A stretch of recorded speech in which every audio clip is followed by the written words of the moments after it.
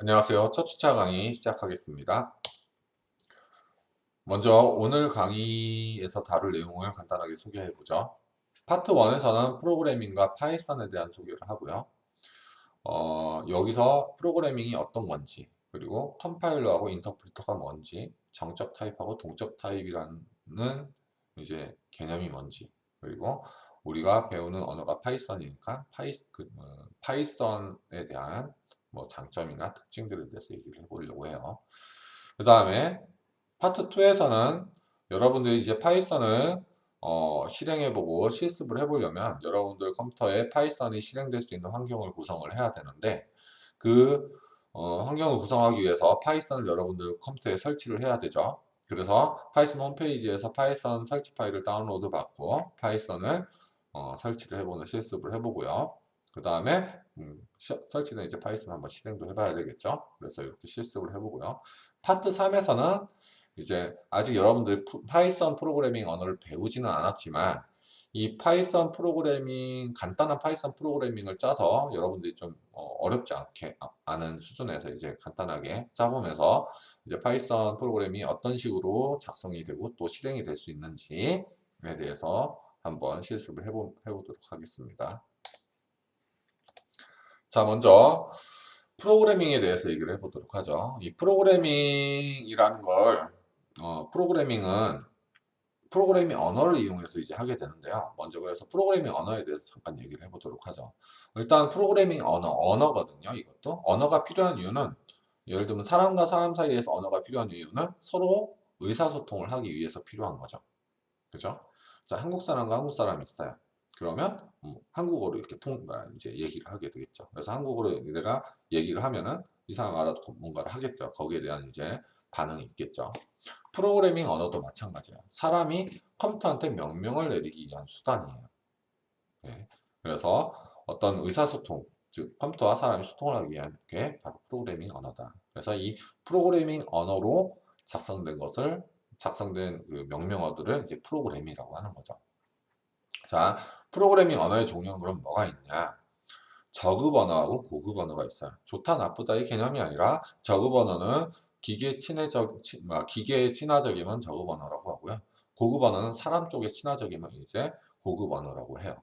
자, 저급 언어의 종류에는 기계어와 어셈블리어가 있고요. 고급 언어는 뭐 여러분들이 익숙한 언어도 있을 수 있는데 C, C++이라는 C# 자바, 뭐 파이썬, PHP, 뭐 자바스크립트, 델파이 뭐 이런 언어들이 있어요. 자, 각각에 대해서 간단하게 좀 더 살펴보면요. 먼저 기계어는 CPU가 직접 실행할 수 있는 언어가 이제 기계어예요. 예, 바로 컴퓨터가 이제 해석이 가능한 형태인 언어인 거죠. 그래서 이 기계어로 작성된 프로그램은 컴퓨터가 바로 실행을 할 수 있어요. 이진 형태로 이루어진 언어예요. 근데 그러니까 기계어는 컴퓨터는 이진수밖에 이해를 못해요. 이진 형태의 언어밖에 이해를 못해요. 0과 1로 구성이 되어 있는 예를 들면 0과 1과 같은 형태로 구성이 되어 있는 언어만 이해를 할 수가 있거든요.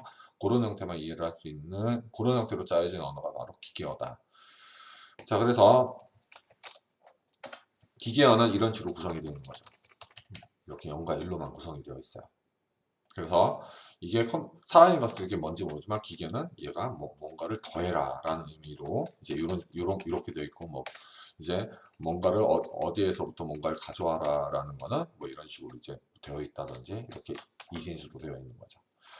자, 그래서 기계어는 이런 식으로 되어 있는데 어때요? 이렇게 되어 있으면 프로그래밍 언어가 이렇게 되어 있으면 사람이 사용하기에는 굉장히 쉬운 형태가 아니죠. 사람이 전화번호보다는 사람 이름을 외우는 걸 쉽듯이 사람은 이제 기호 같은 걸 외우기를 좋아하죠. 그래서 어셈블리어는 이런 것들을 더하기라는 의미를 가진 어떤 사람이 이해하기 쉬운 기호 형태로 바꿔놓는 거를 이제 뭐 어셈블리어라고 보면 돼요. 그러니까 이게 더하기의 의미면은 이거를 사람이 보기 좋은 add, 뭐 사람이 보기 좋은 store 이런 형태로 1대1로 명령어를 바꿔놓은 게 바로 어셈블리어예요. 자, 단순히 1대1로 매핑을 했기 때문에 체계 자체는 그냥 기계어하고 별반 다를 건 없어요. 그래서 이 어셈블리어도 사실 기계어보다는 사람이 이해하기는 좋지만 역시 사람이 짜기에는 좀 어려운 언어가 돼요. 그래서 어셈블리어도 사실 기계어와 거의 그냥 같은 거라고 보시면 돼요. 1대1로 매핑하는 수준이기 때문에. 단, 이 어셈블리어는 완벽한 기계어는 아니기 때문에 해석을 해줘야 돼요. 뭐 스토어를 다시 이걸로 해석을 해준다든지 애들을 다시 이렇게 해석을 해준다든지 이렇게 해석을 해줘야 되는데 그런 역할을 해주는 프로그램 언어가 뭐냐면 프로그램이 뭐냐면 어셈블러가 돼요. 이 어셈블러는 어셈블리어로 작성된 코드를 기계어로 이제 번역을 해주는 거죠. 번역 작업은 이제 기계가 이해할 수 있는 형태로 바꿔주긴 해야 된다는 얘기예요. 그 다음에 고급 언어에 대해서 한번 보도록 하자. 우리가 이제 대부분의 프로그래머들은 어셈블리어를 사용하는 경우는 그렇게 많지는 않고요. 대부분 고급 언어를 이용해서 프로그램을 짜게 되는데 이것은 이제 사람이 좀 더 이해하기 쉽게 작성된 프로그래밍 언어예요. 네. 그래서 사람이 쉽게 이해하기 작성된 프로그래밍 언어다 보니까 컴퓨터는 바로 이해할 수가 없어요. 예를 들면 영어를 쓰는 사람이 있고 한국어를 쓰는 사람이 있는데 둘 다 각자 자기 나라 말만 쓸 수 있다고 했을 때 얘네들이 소통을 하려면 뭘 해줘야 되냐면 번역을 해줘야 되죠. 그죠? 고급 언어는 사람이 이해하기가 좋은 언어이고요. 기계어는 컴퓨터가 이해할 수 있는 언어예요. 그럼 요 두 개의 차이를 번역해 줄 수 있는 녀석이 필요한데 그게 바로 뭐냐면 컴파일러나 인터프리터라는 프로그램이에요. 그래서 이 두 종류의 프로그램이 기계어로 이제 번역을 해주는 거죠. 자, 고급 언어는 굉장히 많이 존재해요. 네, 여러 가지 고급 언어가 존재를 하고요. 한 700여 가지 이상이 된다고 해요. 그래서 그 중에 다 뭐 프로그래밍 배우려면 그 모든 언어를 다 알아야 되는 거 아니고 이 중에 뭐 좋아하는 언어를 좀 선택을 해서 이제 프로그래밍을 배워야 되겠죠. 자, 그래서 여기는 요 사이트에 들어가 보면요. 여기 링크된 사이트에 가보면은 매달 이제 각 인기 있는 프로그래밍 언어들의 순위를 이렇게 매겨주는 사이트예요. 그래서 여기 들어가 보면 뭐 자바가 1등이고 뭐 C가 2등이고 파이썬이 3등이고 이런 식으로 순위가 이렇게 나와 있어요. 예, 한번 참고해 보시고요. 이런 사이트는. 그래서 프로그래밍에 대해서 간단하게 정리를 해보면 프로그래밍 언어를 이용해서 컴퓨터에게 시킨 명령을 작성하는 일을 이제 프로그래밍이라고 보시면 됩니다. 자, 그러면 프로그래밍을 여러분들이 하려면 결국 프로그래밍 언어를 배워야 한다는 거죠. 그래서 좀 프로그래밍 언어를 배우기 위해서 몇 가지 또 그냥 간단한 내용을 한번 좀 살펴보도록 하죠. 먼저 아까 컴파일러냐 인터프리터냐 이런 용어가 나왔었는데요. 이제 컴파일러하고 인터프리터에 대해서 조금 더 살펴보도록 할게요. 아까도 말했지만 컴퓨터는 기계어만 이해한다고 했어요. 기계어는 이제 그 각각의 기계어 명명어를 쓴 근데 제조사마다 다 다르죠. 그래서 인텔에서 사용하는 기계어 명명어 셋하고 AMD에서 사용하는 기계어 명명어 셋이 다 달라요. 기계마다 이제 다르다는 얘기예요. 그리고 그러면 컴파일러가 하는 역할은 뭐냐? 하나의 언어로 작성된 프로그램 전체를 다른 언어로 번역해주는 프로그램을 컴파일러라고 해요. 즉, C 컴파일러 같은 경우는 C 언어로 작성된 코드가 있으면은 얘를 기계어 코드로 번역을 해주는 거죠. 그래서 C 컴파일러에서 이제 C로 작성된 코드를 C 컴파일러로 번역을 하게 되면 이 번역된 형태의 코드가 바로 컴퓨터에서 실행될 수 있는 이제 실행 코드가 되는 거죠. 실행 가능한 코드가 되는 거죠. 실행 파일이 한마디로 실행 파일이 되는 거예요. 자, 그 다음에 인터프리터에 대해서 한번 또 보도록 할게요. 인터프리터는 그럼 뭐냐? 고급 언어로 작성된 프로그램을 문장 단위로 하나씩 기계어로 해석해서 실행하는 프로그램이에요. 즉, 뭐 파이썬이 이제 인터프리터 언어의 종류 중에 하나인데요. 파이썬에는 REPL이라는 대화식의 이제 어떤 프로그램이 있어요. 그래서 이 REPL에다가 내가 파이썬 문장을 하나 딱 작성을 하면은 그거를 이제 바로 기계어로 번역을 한 다음에 그 기계어로 번역한 내용을 실행한 결과를 바로바로 볼 수가 있어요. 그래서 문장 단위로 하나씩 기계어로 해석해서 실행해주는 프로그램이 인터프리터다라는 거예요. 그래서 컴파일러를 사용한 언어를 컴파일러 언어라고 하고, 컴파일러 언어라고 하고, 인터프리터를 사용한 언어를 인터프리터 언어라고도 하기도 해요. 자, 그리고 하이브리드 방식이 있는데요. 이거는 요 두 가지 방식의 장점을 이제 각각 모아서 하는 방식이에요. 그래서 컴파일 방식과 인터프리터 방식을 혼용해서 사용하는 방식이라는 거죠. 그럼 어떻게 혼용하느냐? 아까 컴파일러의 기준이 꼭 기계어로만 번역해주는 프로그램을 컴파일러로 하진 않아요. 하나의 언어로 작성된 프로그램 전체를 다른 언어로 번역해주는 프로그램이라고 했어요. 하이브리드 방식은 그럼 어떻게 되느냐? 컴파일 방식과 인터프리터 방식을 혼용해서 사용하는데 자바로 작성된 코드가 있어요. 이렇게 자바로 작성된 코드가 이 자바로 작성된 코드를 컴파일을 해서 클래스 파일이라는 녀석으로 만들어요. 이걸 뭐 바이트 코드라고 하는데 이 클래스 파일로 만들어진 파일을 이제 바이트 코드라고 해요. 그렇게 만들어진 코드를 바이트 코드라고 하는데 얘는 기계어로 변환이 좀 쉬운 형태로 바뀌어 있는 거예요. 그냥 생으로 이제 고급 언어로 작성된 거를 기계어로 바꾸는 것보다는 중간 코드로 만든 거를 기계어로 바꾸는 게 좀 더 효율적으로 구성이 되어 있는 형태라고 보시면 돼요. 얘가 더 번역하기가 훨씬 좋은 거죠, 기계어로. 얘는 그냥 바로 번역하려면 좀 효율이 떨어진 데는 바로 번역하기가 좋은 형태가 되는 거죠. 그래서 얘를 중간에 이 바이트 코드 형태로 바꿔줘요. 이게 이 과정에서 일어나는 일이 이제 컴파일이 되겠죠. 바이트 코드를 바꾸는 거. 그럼 이 바이트 코드를 뭘로 이제 이용해서 뭐를 하느냐?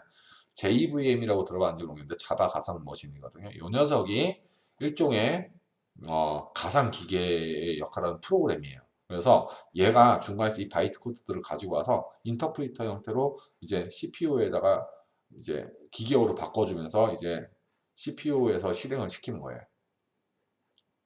그래서 다음 그림을 보면 좀 더 이해가 쉬운데, 자, 한번 비교를 해보죠.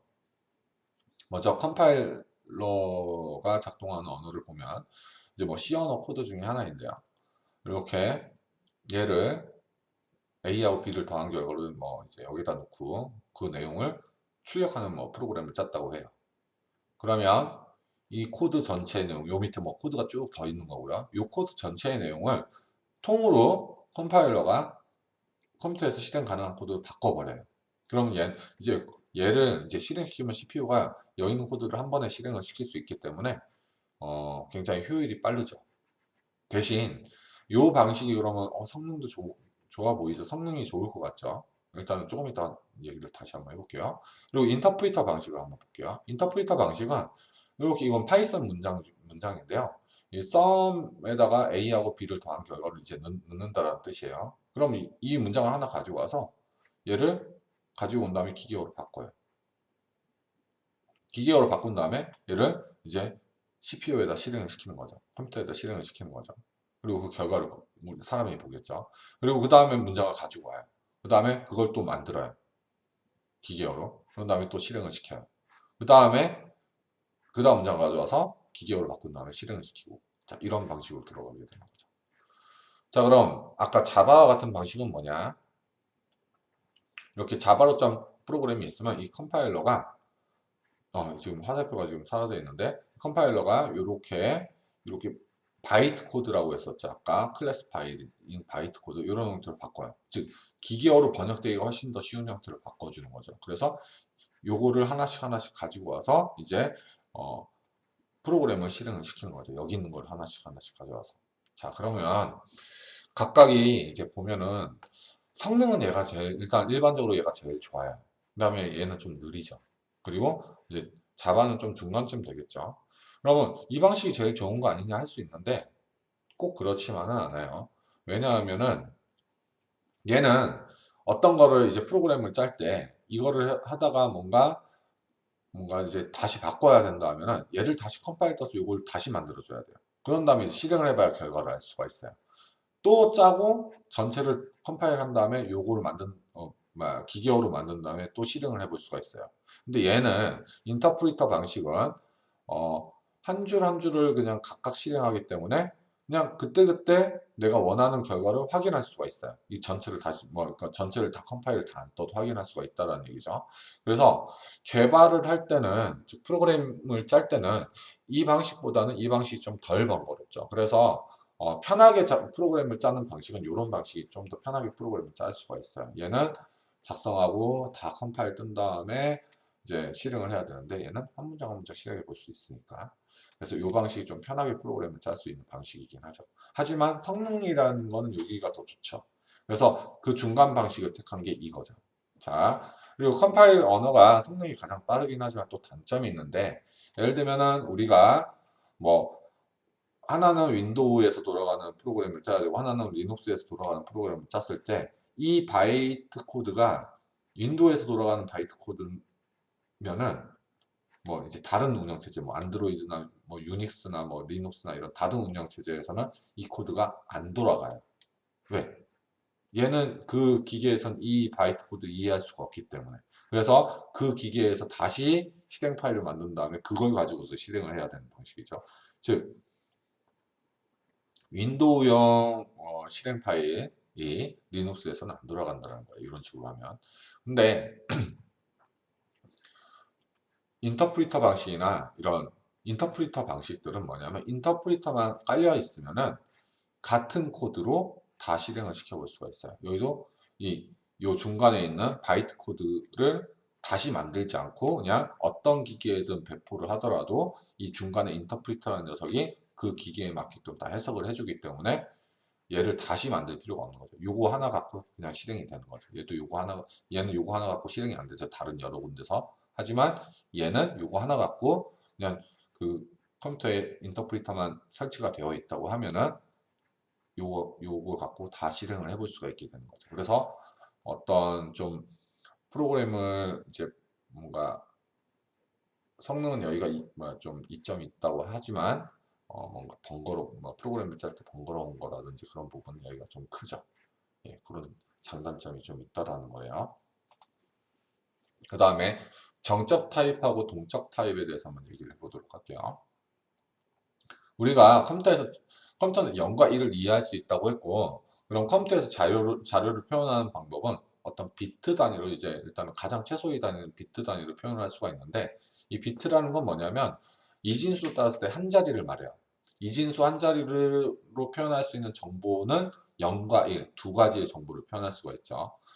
그러면 컴퓨터는 근데 1바이트 단위로 이제 정보를 처리를 하지는 않고요. 적어도 이제 1바이트 단위로 이제 정보를 이제 처리를 하게 되는데, 그럼 1바이트는 바로 이 8개의 비트를 모아놓은 게 이제 1바이트가 돼요. 자, 여기서 8비트라고 되어 있는데요. 좀 요 1바이트까지 가지 않고, 그럼 비트 두 개로는 몇 개의 정보를 표현할 수 있을까요? 00, 01, 그리고 비트 두 개로 표현할 수 있는 게 00, 01, 10, 11 이렇게 두 개의 비트로는 네 가지를 표현할 수 있죠. 자, 여기서 세 개의 비트로는 몇 개의 정보를 표현할 수 있냐? 그러면 100, 101, 110, 112 해서 8개의 정보를 표현할 수가 있죠. 자, 이렇게 비트 수가 늘어날 때마다 표현할 수 있는 정보의 양이 늘어나게 되는데 바로 n개의 비트를 표현할 수 있는 정보의 수는 2의 n승계만큼의 정보를 표현할 수가 있게 돼요. 즉 8비트로 그럼 표현할 수 있는 정보의 수는 2의 8승 256가지의 정보를 표현할 수가 있게 되는 거예요. 1바이트로. 자, 그러면 자료 표현을 그냥 이렇게 컴퓨터에서 이렇게 비트 단위라고 이제 바이트 단위로 이제 자료를 표현하게 되는데, 자, 그럼 타입에 대한 얘기를 해보도록 하죠. 그럼 타입은 그럼 뭐냐? 일단은 이 정보 아까 말했듯이 이진수라고 해서 꼭 수만을 말하는 게 아니라 제가 정보의 수라고 얘기를 했었어요. 정보의 수. 자, 그러면 타입은 뭐냐 하면 정수냐, 실수냐, 문자냐 이런 걸 이제 뜻하는 게 타입이 돼요. 즉 이렇게 구성이 되어 있는 지금 밑에 보이는 이렇게 구성이 되어 있는 이제 비트열이 있는데 얘가 정수를 뜻하는 타입이 정수냐 아니면 실수를 뜻하는 이제 열이냐 아니면 문자를 뜻하는 열이냐에 따라서 해석이 달라지게 될 수 있다는 거죠. 그리고 또 타입은 그것만 있는 게 아니라 이 해당하는 자료가 얼마만큼의 메모리를 갖고 있는지에 대한 정보도 가지고 있어요. 예를 들어 방금 전에 봤던 요 코드에서 int라는 타입이 있어요. 지금 C 하나에 int라는 타입이 있는데 얘 같은 경우는 일단 얘가 정수를 뜻하는 타입이고요. 또 int는 4바이트 정도의 메모리 공간을 차지해요. 4바이트면 32비트죠.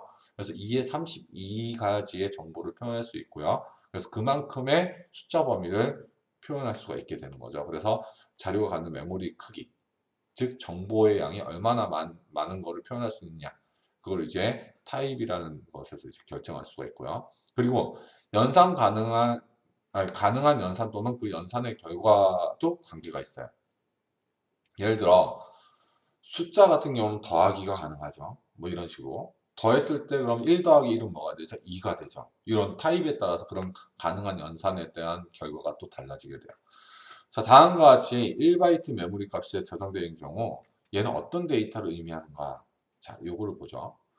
얘를 보면은 이진수로 1, 0, 0, 0, 0, 1 이렇게 되어 있는 수인데 얘를 만약에 정수로 표현을 한다 하면 얘는 65에 해당하는 값이 돼요.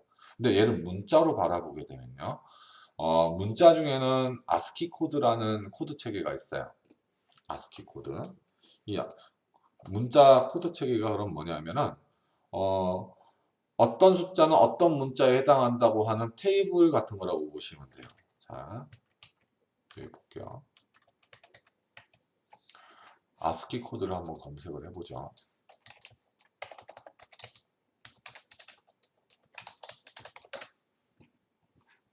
자, 아스키 코드를 보면요. 자, 요런 아무거나 한번 테이블, 검색되는 테이블 중에 아무거나 좀 보기 좋은 걸 골라볼게요. 여기 보면요.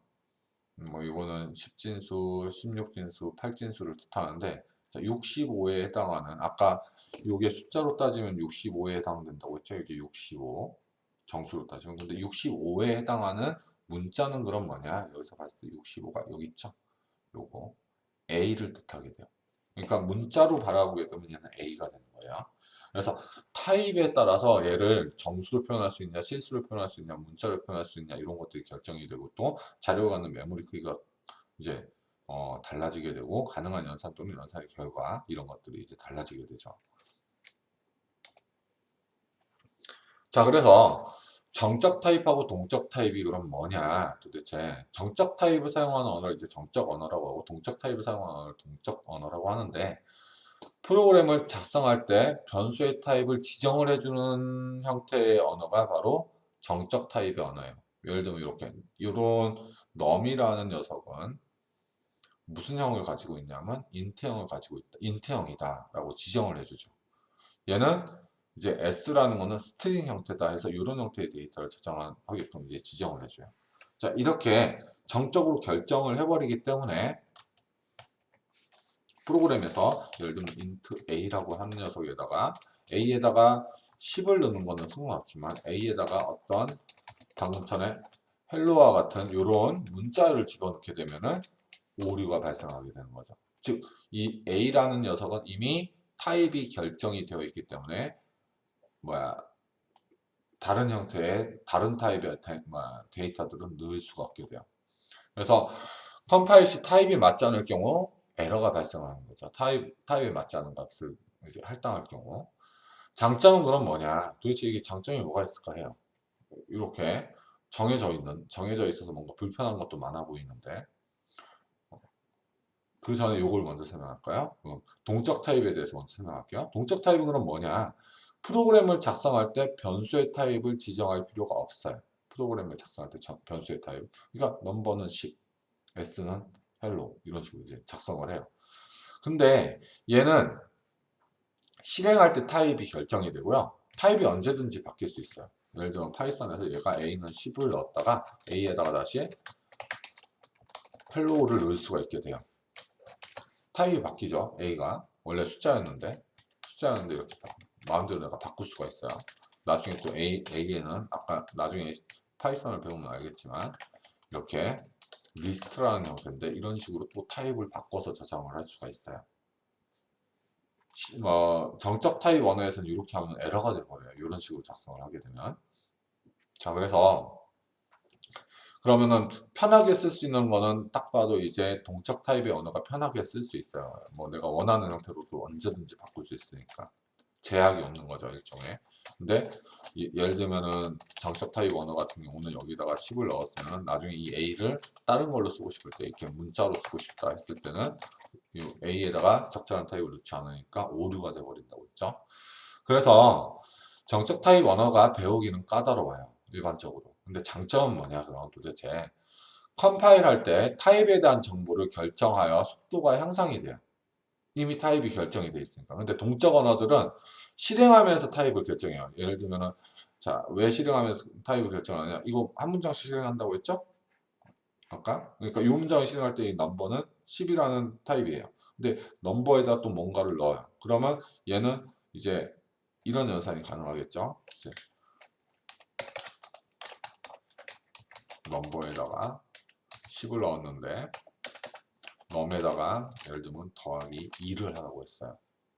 그러면은 이 넘버가 실행이 될 때 이 넘버에 있는 게 무슨 타입인지 실행하면서 이제 알아봐야 되기 때문에 얘는 이미 컴파일할 때 다 미리 결정해 놓고 이제 프로그램을 짰기 때문에 컴파일 때 다 이제 결정해서 그냥 아까 말했던 이러한 형태의 코드 다 올라가져 있기 때문에 그런 거에 대해서 조사를 할 필요가 없어요. 실행하면서. 근데 얘는 지금 얘가 넘버가 중간에 예를 들어 이런 코드가 끼어들었을 때는 문자열로 바뀌어져 있죠. 근데 문자에다 2를 더하는 거는 이제 오류거든요. 그래서 이런 식으로 이게 타입이 바뀔 수도 있기 때문에 중간에 이게 num이라는 녀석이 이제 숫자인지를 확인을 해봐야 돼요. 그래서 그런 확인 작업이 더 들어가야 되기 때문에 느려요, 좀 속도가. 그리고 타입 체크에 대한 문제. 예를 들면은 여기는 얘를 인트로만 쓰기로 했으니까 이 인트에다 다른 걸 넣었을 경우는 아예 실행 파일 자체가 안 만들어져요. 그러니까 컴파일에서 에러가 돼버려요. 컴파일에서 에러가 나고 얘는 그냥 실행이 돼버려요. 실행이 된 상태에서 방금과 같이 이런 할 수 없는 연산을 했을 때 그때 에러가 나요. 실행을 하고 난 다음에 이렇게 바꿨을 때 여기다 2를 더하면 에러인데 이런 것들이 실행 시에 이제 결정이 돼요. 그래서 실행할 때 결정이 되는 거하고 컴파일할 때 결정이 되는 거는 어떤 게 나중에 오류를 찾기가 쉽냐면은 컴파일 될 때 오류가 생기는 게 찾기가 쉬워요. 그래서 더 안정적으로 프로그램을 개발할 수가 있어요. 정적 타입 언어들이 동적 타입 언어에 비해서. 그러면 정적 타입 언어가 또 더 좋은 거 아니냐라고 얘기를 할 수 있지만 어, 일단은 파이썬과 같은 또 자바스크립트와 같은 이런 동적 타입 언어들은 배우기가 쉬워요. 일단은 얘네들은 이런 제약이기 때문에 내가 이런 거 변수가 필요할 때마다 다 이제 뭔가 제대로 선언을 해놓고 써야 되는데 얘 같은 경우는 필요할 때 이렇게 선언을 하면은 그냥 타입 상관없이 그냥 선언하고 또 나중에 또 쓸 수 있기 때문에 좀 뭔가 유연하게 좀 쓸 수가 있죠 얘네들은. 근데 얘는 딱 고정이 됐죠 인트로. 그래서 유연하게 쓸 수가 없어서 불편한 게 있어요. 좀 개발할 때 정적 타입 언어보다 동적 타입 언어보다 정적 타입 언어들이 좀 불편한 게 있죠. 그래서 좀 배우기는 좀 더 쉬운 게 동적 타입 언어들이 배우기가 좀 쉽다. 네, 처음에 배울 때 이 동적 타입 언어가 배우기가 좋아요. 그럼 파이썬이 그러면 파이썬 같은 경우는 그리고 또 뭐가 어떤 기능이 있냐면은 어 타입 힌트라는 기능이 있어요. 이거는 이제 최근에 추가된 문법인데 파이썬에서 추가된 문법인데 얘가 어떤 코드라고 코드 힌트를 주는 문법이 있거든요. 그건 나중에 혹시 다룰 기회가 있으면 할게요. 그런 식으로 좀 더 보완을 하는 또 방법들이 있다라는 것만 이제 알고 넘어갈게요. 어쨌든 정적 타입하고 동적 타입에 대한 개념을 이제 좀 이해를 하면 될 것 같고요. 자, 그래서 파이썬에 대해서 한번 얘기를 해보자. 그러면 파이썬은 아까 인터프리터 언어라고 일단은 기본적으로 소개가 되어 있는데요. 정확하게는 파이썬은 인터프리터 언어라고만 꼬집어서 얘기를 할 수는 없어요. 파이썬은. 파이썬 같은 경우는 인터프리터 언어라기보다는 하이브리드에 좀 가깝다고 볼 수 있어요. 그러니까 인터프리터 방식으로 실행도 시킬 수 있지만 여러분들이 나중에 지금 이따가 실습을 했을 때 코드를 짜게 되면 얘를 이제 중간 코드를 만들기도 하거든요. 그래서 약간 하이브리드 방식으로 좀 보면 더 맞을 것 같아요. 자, 일단 파이썬에 대해서 한번 좀 살펴보자. 일단 파이썬은 그러면 기도 반 로썸이라는 사람이 만들었어요. 요 분이에요. 기도 반 로썸. 1956년에 태어나서 지금까지 아직 살아 계시는 분이고 기도 반 로썸이 만들었고요. C 언어로 구현이 되어 있고요. 1991년도에 이 사람이 발표했어. 자바보다도 더 먼저 발표된 애예요, 얘가. 1991년에 발표가 되었고요. 이 사람은 이제 2012년도까지 이제 구글에서 이제 일을 하다가 이제 2013년부터 이제 드롭박스로 이제 이직을 해서 이제 일하고 있죠. 그쪽으로 가서 이제 일을 하고 있는 사람이에요. 어쨌든 이때 발표를 했고요. 이 파이썬은 굉장히 요즘 사람들이 굉장히 선호하는 언어가 됐죠. 옛날보다. 이게 일단 가장 큰 역할을 했던 게 이제 인공지능인 것 같아요. 그리고 이제 웹 개발, 빅데이터, 과학, 교육 등 다양한 분야에서 이제 활용을 하고 있어요. 그리고 장점으로는 일단 오픈 소스. 누구나 자유롭게 쓸 수 있는 오픈 소스라는 거고요. 무료로. 그 다음에 파이썬은 문법이 굉장히 가독성이 좋아요. 그러니까 사람한테 굉장히 좀 친화적으로 작성이 돼 있다는 거죠, 문법이. 고급 언어들이 사람이 좀 쓰기 쉬운 언어라고 이제 그러니까 되어 있는데, 그러니까 사람이 좀 보기에 더 좋은 언어라고 이제 얘기를 했었는데, 특히 파이썬이 좀 가독성이 좋은 편이에요. 그래서 또 문법 자체가 쉬워서 배우기가 쉬워요, 파이썬은. 그리고 라즈베리 파이와 같은 기반의 IoT하고도 잘 연동이 되고요. 그쪽 관련된 프로그램도 짤 수 있다는 거고요. 다음 풍부한 서드파티 라이브러리를 제공을 해줘요. 이 라이브러리라는 개념을 좀 프로그래밍을 처음 접한 사람 좀 어려울 수도 있는데 내가 프로그램을 어떤 자주 쓰는 것들을 미리 만들어 놓은 게 있다면은 그거를 다 구현을 안 해도 갖다가 이제 그냥 쓰면 되겠죠. 똑같은 거를. 내가 똑같은 걸 두 번 만들 필요가 없는 거죠. 그래서 이런 라이브러리들이 많다라는 거는 내가 개발할 때 뭔가 더 빨리 개발할 수 있는 어떤 환경이 돼요. 그래서 그리고 서드 파티라는 건 뭐냐 그럼 어, 일단 표준 라이브러리라는 게 있고 서드 파티 라이브러리라는 게 있는데 표준 라이브러리는 내가 언어를 처음에 파이썬을 설치할 때 기본으로 이제 이제 딸려오는 이제 어떤 그런 라이브러리라고 보시면 되고요. 서드 파티는 그거 외에 이제 다른 사람들이 이제 개발해 놓은 그 파이썬에서 이제 기본적으로 제공해 준 거 외에 다른 사람들이 이제 만들어 놓은 이제 라이브러리들 그런 것들을 내가 쓸 수가 있어요. 갖다가. 그리고 이제 나중에 이제 배우면 알겠지만 피프라는 패키지 관리 도구를 이용해서 굉장히 쉽게 내가 획득을 해가지고 그걸 가지고 와서 적용해보고 쓸 수가 있어요. 그리고 웹 프레임워크들이 굉장히 발달이 되었어요. 파이썬은 장고라든지 플라스크 같은 이제 웹 프레임워크, 즉 서버 개발 같은 거, 서버 프로그래밍 개발 같은 것들도 파이썬을 이용해서 할 수가 있죠. 단점은 이제 아무래도 그래도 C 언어와 이런 것들과 좀 비교해 봤을 때 좀 느린 속도를 하고 있는데 이거는 이제 파이썬에서 계속 개선을 해나가고 있는 상황이라 앞으로 점점점 좋아질 것 같아요. 자, 한번 다른 언어하고 파이썬 언어를 작성한 거 한번 좀 비교를 해보죠. 자, C 언어 같은 경우는 이거 다 똑같은 기능을 수행하는 프로그램이에요.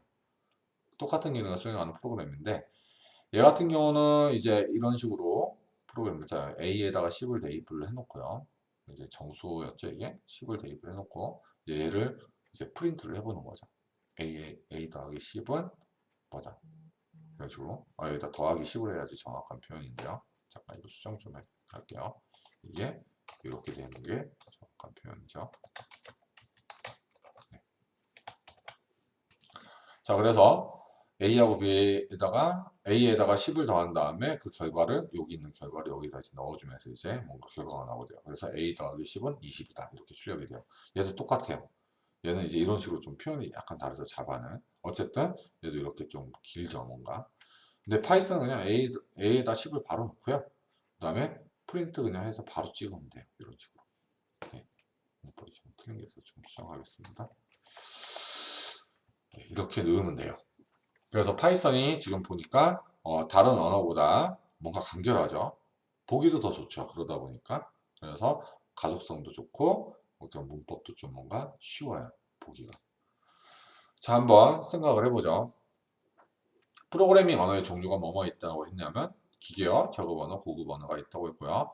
그 다음에 컴파일러와 인터프리터의 차이점을 한번 설명할 수 있으면 될 것 같고요. 또 파이썬의 장점에 대해서 한번 설명할 수 있으면 될 것 같아요.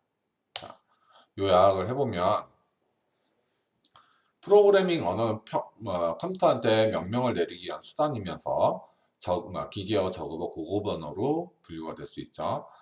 컴퓨터는 기계어만 이해하며 그리고 고급 언어를 컴퓨터 이해하기 위해서는 컴파일러 또는 인터프리터에 의해서 기계어로 해석이 되어야 된다고 했고요. 그 다음에 컴파일러는 하나의 언어로 작성된 프로그램 전체를 다른 언어로 번역해 준다고 했고요. 인터프리터는 문장 단위로 하나씩 기계어로 번역해서 실행을 시킨다고 했어요. 바로바로. 자, 정적 타입은 프로그램 작성 시 변수의 타입을 정해 놓는다고 했어요. 수행 속도가 좀 빨라지는 장점이 있다고 했죠. 하지만 동적 타입은 프로그램이 실행되고 난 다음에 타입들이 결정되는 방식이에요. 얘는 컴파일 하면서 이제 코드가 이제 컴파일된 기계어가 그냥 떨어지면서 바로 그냥 그 결정이 된 상태로 이제 실행 파일이 만들어지는데, 얘는 동적 타입은 실행을 해 나가면서 이게 타입들이 정해지고, 한번 정해진 타입이 바뀌지 않는 게 아니라 바뀔 수도 있다고 했어요. 그 다음 파이썬은 다양한 분야에서 활용되는 오픈소스 프로그래밍 언어이고요. 높은 가독성하고 쉬운 문법을 제공해서 배우기가 쉽고 풍부한 라이브러리가 제공되는 언어예요. 그래서 그런 기반이 있기 때문에 파이썬이 지금 와서 인기가 굉장히 많아졌다고 볼 수 있죠. 네. 파트 2에서 또 계속 이어나가도록 하겠습니다.